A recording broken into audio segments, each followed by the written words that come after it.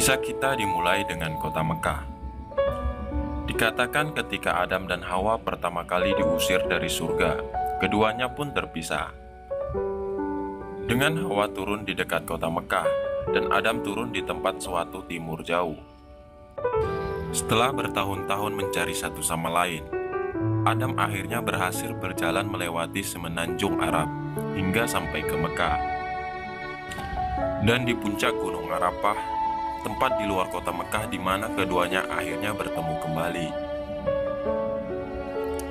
Mekah juga penting karena dia merupakan tempat pertama di bumi di mana Allah yang Maha Kuasa diesakan dan dimuliakan. Jadi di tempat itu Abraham dan anaknya bernama Ismail membuat bangunan beribadah. Sebagai penghormatan, Allah yang Maha Kuasa telah membangun bangunan yang serupa di langit untuk para malaikat. Dan dikatakan bahwa setiap hari 70.000 malaikat datang ke bangunan itu untuk beribadah dan kemudian pergi, berniat tidak pernah kembali lagi. Ketika Abraham dan Ismail telah selesai membangun Ka'bah, namun masih ada batu yang belum ditempatkan. Jadi Abraham mengirim putranya untuk menemukan batu yang unik untuk ditempatkan di sana. Namun Allah yang Maha Kuasa menakdirkan bahwa batu terakhir untuk ditempatkan di sana tidak berasal dari dunia ini, melainkan sebuah batu langsung dari jantung surga. Malaikat kemudian memberikan batu itu pada Abraham yang kemudian menempatkan di tempat yang sesuai. Dikatakan bahwa ketika batunya di bawah turun warnanya adalah putih murni. Namun karena ketidakmurnian dunia ini dan dosa-dosa manusia, dan perlahan batu itu mulai memudar dan pada akhirnya mulai berwarna hitam. Seiring waktu berjalan, kota itu mulai berkembang dan penduduk Mekah tetap memegang teguh monoteisme dan hanya bersujud kepada Allah Subhanahu wa Ta'ala. Terlepas dari fakta bahwa Mesir dan Sam telah mempraktekkan paganisme atau penyembahan berhala selama berabad-abad. Tapi semua ini berubah ketika seorang pedagang bernama Amru bin Lubai memutuskan berdagang di luar kota Mekah.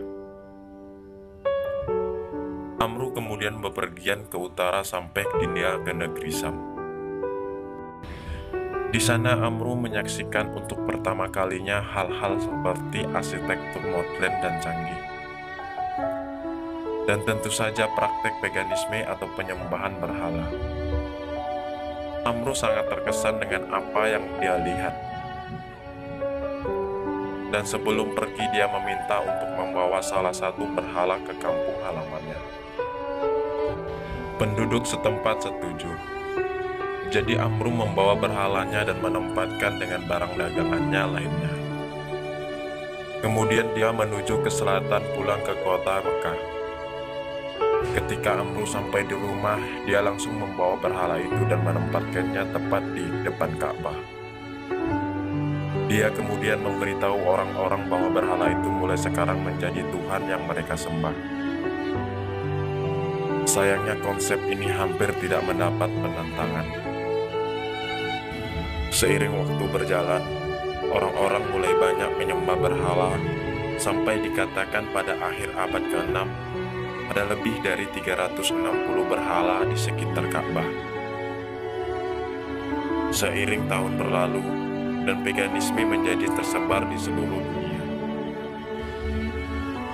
Saat itu Imperium Romawi dan Kerajaan Persia mempunyai pemerintahan yang sangat reseptif dan sangat memusuhi pemberontakan. Bentuk apapun, entah itu secara ideologis ataupun politis.